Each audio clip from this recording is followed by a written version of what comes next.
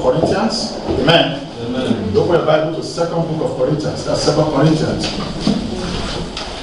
And today we go to chapter number 4. 2 Corinthians chapter number 4. Amen. Amen. Are we all there? The Bible says, therefore, seeing we have this ministry, as we have received mercy, we faith not, but have renounced the hiding things of the honesty, not walking in craftiness, nor hiding the word of God deceitfully, but by manifestation of the truth, commanding ourselves to every man's conscience in the sight of God. Amen. Amen. Those first 1 or 2 are warning, revival word in the spirit. For Apostle says, therefore, seeing we have this ministry, this work, this assignment, the preaching of this gospel, as we have received mercy from the Lord, every Christian, every worker will receive mercy from the Lord to be able to do that the Father wants us to do. A ministry that has been committed to our hand to do, in order for us to be able to be fulfilled in this present world. And it says, we faint not. We continue to do the work. We faint not. It's our strength. He enables us to do it. He gives us the resources that we need in order to be able to be fulfilled as a Christian. Then this work of the Father that have been laid to our hand with holiness and the purity of heart will be able to make us to be fulfilled in order for us to be able to tap the source, the fluid of water, of oxygen to function from the Lord Jesus. He said, but we renounce, we forsake, we left behind the hiding things of dishonesty. Anything that may be under the honesty, we renounce it. We renounce it completely. As a brother, as a sister, as a worker, as a born-again Christian. This is what we have renounced. It's not that we are going to, but this time around is already done. But have renounced the hiding things of dishonesty, not only dishonesty, and walking in craftiness, the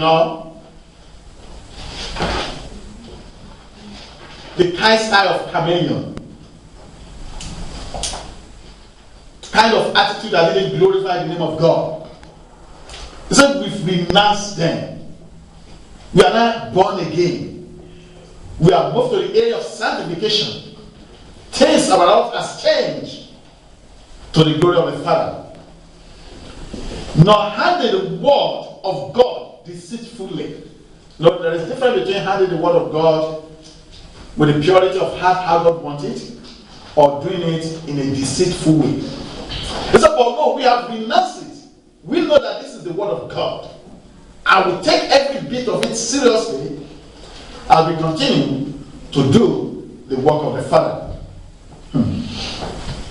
But by manifestation of the truth, commending ourselves to every man's conscience in the sight of God, in the presence of God.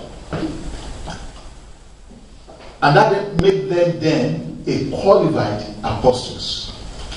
And that is a call for me and for you to be able to take note of this verse 2 and know what we are doing and focus on that narrow way. Look unto that cross that come what may. I will not go back to the hidings of dishonest. I will not go back to the area of standing before the Lord with craftiness of mind of heart. I will not handle the word of God with deceitfulness, but I will take hold of it with all my mind, with all my heart, and do that the Father wants us to do. That's the call that the Father has called us. And this is the kind of life that the apostles live that made them to be able to say, yes, I know the God that I'm serving. If we can do this, if we can study this, if we can make amendments in our life, we'll be able to bring joy, to bring gladness to the gospel of our Lord Jesus Christ. And it's a great assignment, it's a great commission that has been given to me and that has been given to you that we have to do. And that's why our topic today, teaching the light of the glorious gospel of Christ. Amen. Amen. The light of the glorious gospel of Christ. When you have that light of the glorious gospel of Christ in your life, everything about you will change from how it ought to be or used to be before. It will not be in the area of how it's supposed to be. It will not be anyhow, but it will be in the pattern of the directive of the Holy Spirit. When you have that light of the glorious, it's not just ordinary gospel, it's a glorious gospel of Christ. You will denounce every dishonesty, craftiness, handling the word of God with deceitfulness. You know, that's happening in a lot of places today, and that's really pity. So that's why we have to know that this gospel we are talking about is a glorious one, and we have to know about the light that is in it. When the light shines in your life, things will change, hearts will change, every traces of darkness will be removed. The strength of the Lord will be your source. Divine health of the Lord will be your portion. People will see you, they will call you blessed because you have changed. You have given a new name. Because of what? Because of the presence of the light of the glorious God Almighty, which comes through His gospel. So go into the word and preach the word. When we do the work of the Father, the light will be there in our life. Amen. Amen. And verse 3 says, but if our gospel be hid, it is hid to them that are lost. If it is hid, it's hid to them that are lost, that didn't have Him. Those are without Christ. In whom the God, that's small g now, the God of this world had blinded the mind of them which believe not, lest the light of the glorious gospel of Christ, who is the image of God, should shine upon them. So the topic we heard it come from verse 4. It says, the work of the devil, who is the God of this present world, is to blindfold those people that are without Christ. He will put them in black darkness. So they will be in a realm of darkness. So they will not be able to see the light. It will hinder them from seeing the light, from seeing the truth. So that the light of the glorious gospel of Christ will not be able to shine upon them. And it will hinder them from receiving the benefit of the gospel. And that's the work of the God of this world. That is what He's doing. That is His assignment. That is what He was created to do. But as a Christian, we know we are in a battle. We have to fight the fight of the battle of the faith. So that those that have been blindfolded will be able to reach out to them to know that, look, there is darkness and there is light. For the Bible says, in whom the God of this world, that is those that the gospel is being hid from, that one that the God of this world had blinded their mindset. They can't think right. It has blinded their mind. Their spiritual mind has been blindfolded. Of them which believe not, those that are without Christ, they believe not, though their inner mind has been blindfolded. He has poisoned it. The reason why He do this is what? Is because He says, let the light of the glorious gospel of Christ In doing so that the light of the glorious gospel of Christ will not be able to shine upon them. He said, who is the image of God should shine upon them. We see that. So the light of the glorious gospel of God is the image of God in this present world. And what is he going to do in order to hinder them from receiving the image of God is to blindfold their mind, is to cover it, is to put the veil there. So knowing they will not know, seeing they will not see, perceiving they will not be able to perceive. It will be madness to them because they are not part of Christ. But God has called us to go and preach the word. When we preach the word and they got it right, everything about them change.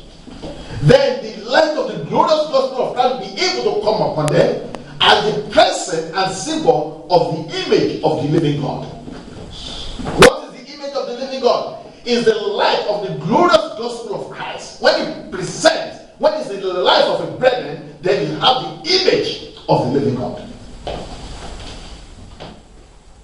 And that's what we have been called to do.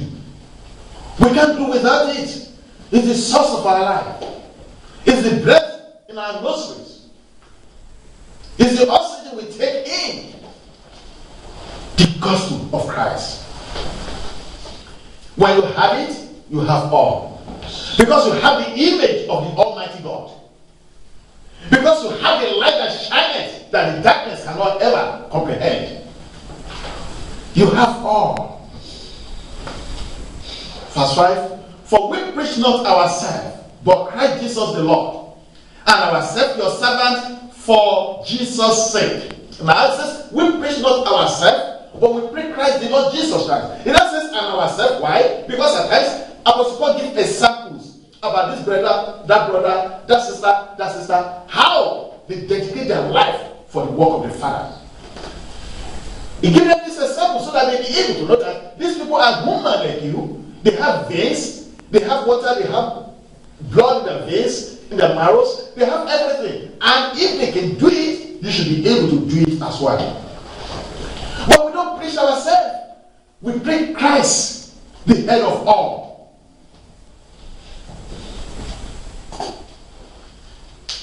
Verse 6, for God who commanded the light to shine out of darkness and shine in our hearts, to give the light of the knowledge of the glory of God in the face of Jesus Christ. Amen. Amen. It says, this is not work of man. It says, for God, who commanded the light to shine out of darkness. It's not man that commanded it. It's God himself. And he said, let there be light. And there was light. And the Bible says, and the darkness comprehended it not. For the word comes from the Almighty God, from the source.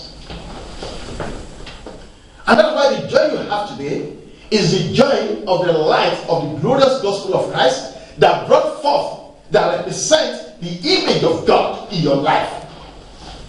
And because he has pronounced the light of God into your life, into your family, that is why the power of darkness has no roots or no source or no traces in your life anymore. Because you are with the Father. The Father is in you. He has given you all that you need. But you have to be able to identify whom you are in the Lord. You should be able to identify what are your belongings in the Lord. You should be able to identify whom you really are in the presence of your living Father. Because when you have the light of the glorious gospel of Christ, you have the image of the Father. Anywhere you go, the light goes with you. Anywhere you are, the light is with you. And the presence of the Father is there with you. Then you should be able to stand firm as a child of your Father. For the Bible says, for God, who commanded the light to shine out of darkness, and shine in our heart. So now, our heart is not being blindfolded again, because the light has shined in our heart. Christ himself is in our heart. Brought forth the light to shine in our heart, to give the light of the knowledge of the glory of God in the face of Jesus Christ. The light of the knowledge. You have the full light of the Spirit. The knowledge of God. Of the glory of God in the face of Jesus Christ. What else do we need? We have all. And that's why we should not go back. We should keep focusing. We should keep studying. We should keep doing the work of the Father. Because one day, He that has promised will surely come. And when He comes and says, hands up, where will we be? Without the light. We need the light of the glorious of the gospel of Christ to be able to walk in that narrow way, in that path of righteousness. It's what will help us. It's what will lead us aright in this world of darkness. Verse 7 says, but we have this treasure in earthen vessels, that the excellency of the power may be of God and not of us. Amen. The excellency of the power may be of God and not of us. Let no man take the glory of God. The glory belongs to God. It says the excellency as a result of the light of the glorious gospel of Christ, when the image of God presented itself in your life and the light of God of Jesus Christ shineth in your heart. He said now, as a result of this, the excellency will be of the Lord. We have this treasure. It's a treasure. But we have this treasure in earthen vessels. Earthen vessels. We are in this present world, but we are not part of it, but we are in it. Earthly vessels. That the excellency of the power may be of God and not of us. We have no power of our own. We trust in God. We believe in God. That's why everything we are doing, we commit it to the able hands of God. So that power will be of God. Lest every man boast. Then it will be of God and not of man. And whatever God do for us, we'll be able to praise Him and Lord, we bless you because you are the one that has done this for us. Glory be to God. Hallelujah. 8. We are troubled on every side, yet not distressed. We say that. This world is full of trouble, persecution, bad news, bad news. There is no single day for good news. Every news is this bad, that bad, so bad, also. Because the God of this world is in operation. But because you have given your life to Jesus, your life has come to a new thing. Because of that light that is in there. He said we are troubled on every side, yet not distressed. Because what? Because we have the enablement of the Father in us. We are perplexed, but not in despair. Persecuted, but not forsaken. Cast down, but not destroyed. You see that? Those are the hope. Everything that comes along our way, persecution, distress, here and there, but we are more than them all. Because of Christ that is in us, is greater, is mightier than He that is in the world, than that God of this present world. Because of Jesus Christ. And at the name of Jesus, the Bible says every knee bow. Every single tongue confess that Jesus Christ is the Lord. That's why persecution will come. We are moderate. Distress will come. Cast down will come. But we will never be destroyed. And we will never be destroyed in Jesus' name. Amen. Verse 10. Always bearing about in the body the dying of Lord Jesus, that the life also of Jesus might be made manifest in our body. That's what we have to bear in our body, in our mind every day. The dying of the Lord Jesus, the death on the cross. When you remember the pain, the agony, the ache, what He went through on the cross for me and for you, we will not know that, wow, we have no other thing to do than to surrender all unto Him. He surrendered all because of me, because of you. And that is why we can call upon Him freely, free of charge today. And the veil in our face has been removed. And the darkness in our inner heart has been removed. Because the light of the glorious gospel of Christ is shining in there, day in, day out, to the glory of the Father. The death on the cross. Now says, always bearing about the body the dying of the Lord Jesus, that the life also of Jesus might be made manifest in our body. When we remember this, then the life of Jesus Christ, might be made manifest in our body. And when you have the life of Jesus Christ being manifest in your body, oh, the case is settled. You are anointed. Your case is settled. Because you have a life that surpasses life.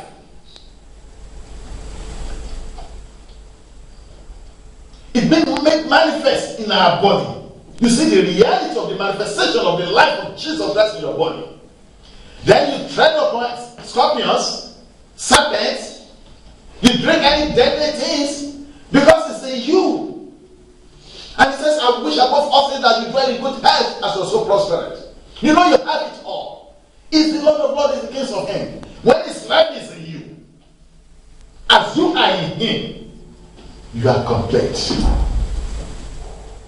You don't need to go and be looking for intermediary.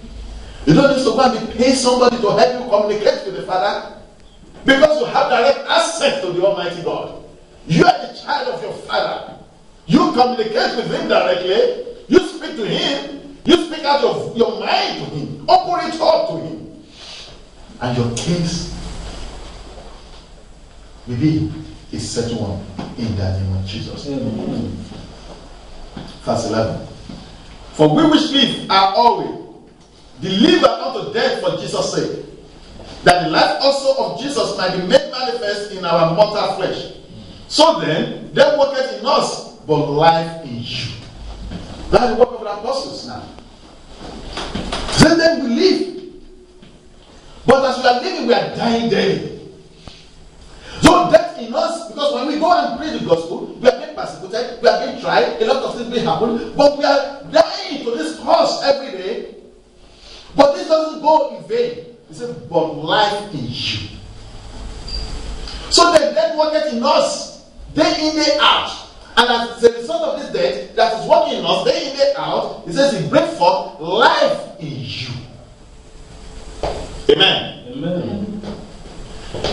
The death of Christ on the cross is what brought us life now today. So he suffered it all. He paid the price of it all. Then he brought it, generate life in us today to be able to say, oh yes, I'm the child of my Father. And the apostles have done a lot of great and marvelous work for the propagation of the gospel. So now they sacrifice everything in their life. They put it as risk for the sake of the gospel, so that we be able to have the life today when we read and hear about these greater examples. And that's why we should be able to stand in gap for others. That's why we should be able to intercede. That's why we should be able to sacrifice for the sake of the gospel. Because some people have done it in the past, and Jesus Christ laid the foundation, and the apostles follow. And whom are we following? Very following that of Christ, we should be able to make sacrifice in the things of the gospel. Verse 13. We have the same spirit of faith, according as it is written, I believe, and therefore have I spoken. We also believe, and therefore speak. Faith. We have the same spirit of faith. The same spirit of faith with whom? With the Lord Jesus Christ. We are together as one. Say, forsake the assembly of, do not forsake the assembly of one another. So we are together in one as one. Then we believe in the same spirit, in the same mind. So we have the same spirit and the same faith. Because we didn't forsake the assembly of one another. To the glory of the Father. It says, according as it is written, I believed. It's not that I'm going to believe, no. I believed. And therefore have I spoken. Because belief must first come before you be able to pronounce it out. Speak it out. We also believe and therefore speak. We also believe and therefore speak. For you to be able to speak the gospel out, for you to be able to practice the gospel, you must first believe it first. Have the assurance of it first. Then you'll be able to speak it out. Then that means you know whom you are. You understand whom you are in the Father. And you have that boldness that yes, come with me. I'm the child of my Father. 14. Knowing that he which raised up the Lord Jesus Christ shall raise up us also by Jesus, and shall present us with him. For all things are for your sakes, that the abundant grace might through the thanksgiving of many redound to the glory of God.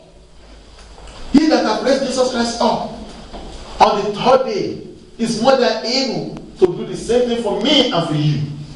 And on that day when he shall come, tell them, is let them know that don't lose hope. Whatever happened to us in this present world, he that is able to raise Jesus Christ up, he will surely count us worthy to be able to reign with the Father at the end of it all. Don't let anyone deceive you. Have that boldness that yes, on that day, I will be able to reign with my Heavenly Father. Because he's more than able. And faithful is he that has called us into the work, who also will do it.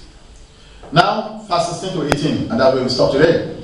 For which cause we faint not, but though our outward man perishes, yet the inward man is renewed day by day. No matter how many years we spend on earth, our outward man, this flesh, this body, is perishing. But the inward man, the soul and the spirit, is being renewed day by day. Why? Because we digest the word. We read the word. We study the word. Day in, day out. The outward man perishes. That's the body. That's the flesh. But the inward man, the soul and the spirit, is being renewed day by day. That's why we have to grow the more in the spirit of the spirit.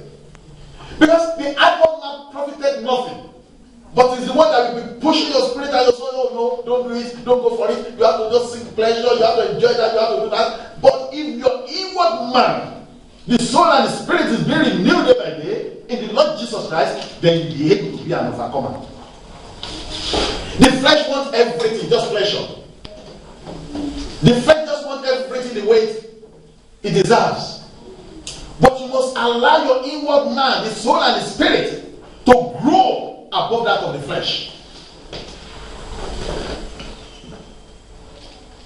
Then you'll be able to stand and say, Father, not as I will or desire, but let thy will be done. To the glory of the Father.